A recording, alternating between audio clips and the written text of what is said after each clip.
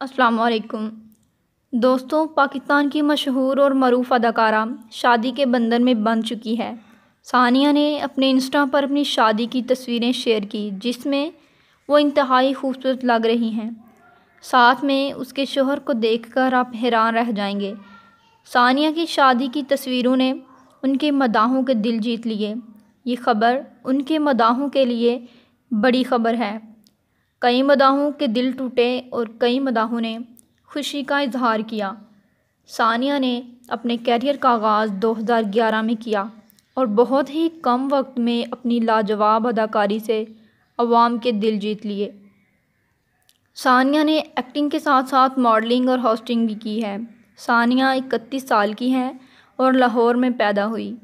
सानिया की तमाम तस्वीरें देखकर आपको खुशी होगी कि वो कितनी अच्छी लग रही है अपने शोहर के साथ।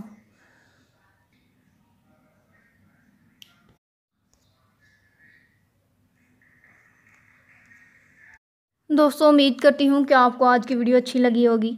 अगर वीडियो अच्छी लगे तो मेरे चैनल को लाइक और सब्सक्राइब लाजमी कीजिएगा। इसी के साथ मुझे दें इजाज़त। अपना बहुत सारा ख्याल रखें। अल्लाह हाफिज़।